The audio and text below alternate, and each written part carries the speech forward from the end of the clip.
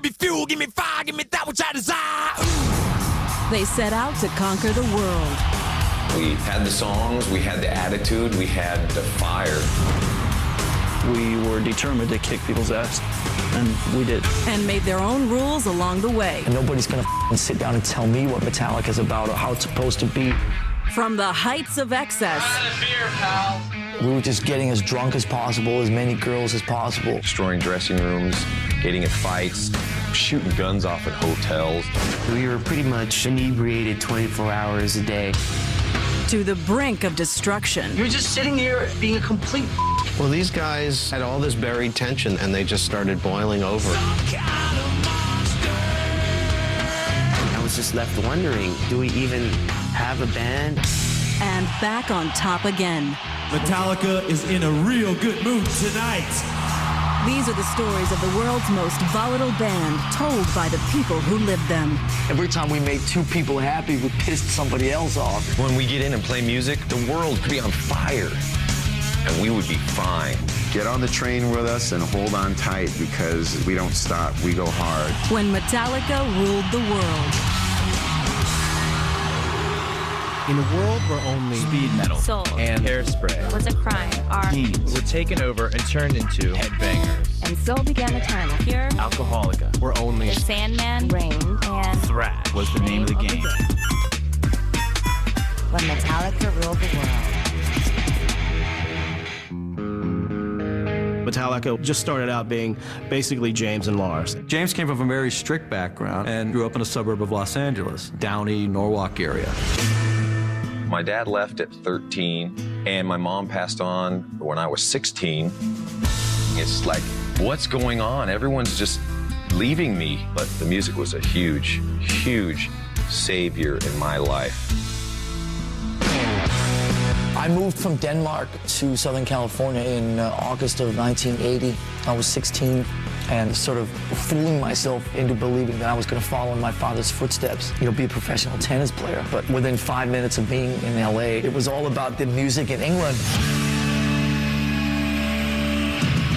The new wave of British heavy metal was just starting to explode in England. You had bands like Iron Maiden getting recognized. Diamond Head, Angel Witch, Tigers of Pantang, Venom, full-on metal bands back when they were really metal. So I became kind of obsessed with all of it, and I threw the tennis racket, burned him probably, and kind of started fiddling with the drums. And he was always like, I'm going to start a band. We're like, yeah, sure you are, Lars. Well, I started advertising through the Recyclers classified ad newspaper in LA where you could sell your car or find a lead singer for your band. Every week that it would come out, looking under H, for heavy metal, or M for metal, there was always him and me, and maybe a few other people.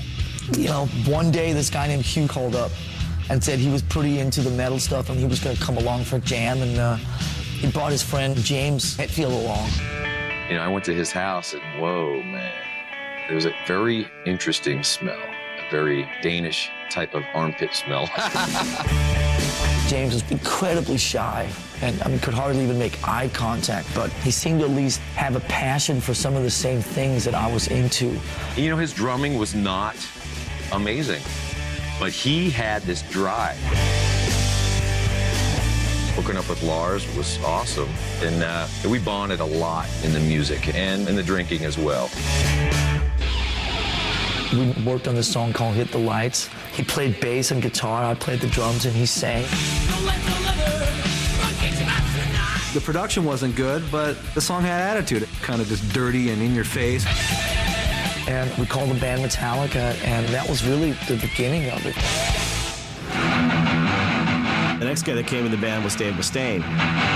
Dave was an amazing guitar player. He could shred. He was doing some amazing solos.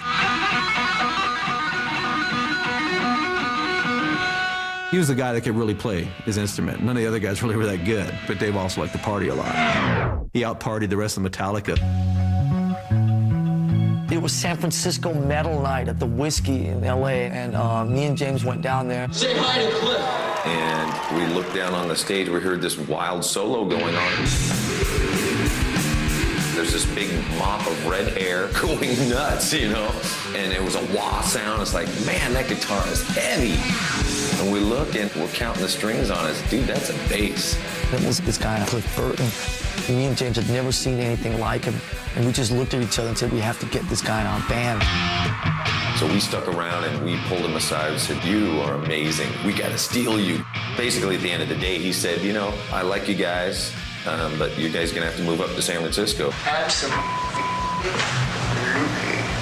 We were ready to get out of L.A. LA sucks! Even in '82, LA still was such a pansy-ass environment for metal. Hair metal, big hair, glitzy outfits. Motley Crue and Red are talking about strippers and partying. Getting laid on the Sunset Strip. Metallica was completely different. They were street. It was just t-shirts, jeans, let's get down to business. Let's not screw around. And why should we change? We're on stage. You know, we're not trying to be something big and fancy, you know. We didn't fit in with the music scene in L.A. We did up in San Francisco. I mean, in L.A., you get drinks with umbrellas in them. Up in San Francisco, it's a beer can. I mean, it was a much grittier atmosphere. So we went right up there instantly. San Francisco, would you please welcome Metallica! All right. That whole scene in San Francisco at the time was just waiting for a band like that to come up there and play. They liked the music, they liked the lyrics, and they didn't have to dress a certain way. Guys like me that were wearing like my Judas Priest denim jacket painted and my scarf. Metallica said, take that off. It's not metal. Just hang out. We made a demo tape, and I just sat there and sent it to 20 people. And then those 20 people each send it to another 10 people. Somebody came into our store, Rock and Roll Heaven, East Brunswick, New Jersey, and basically handed off a cassette for us to play. And the second we heard the first notes, we were blown away.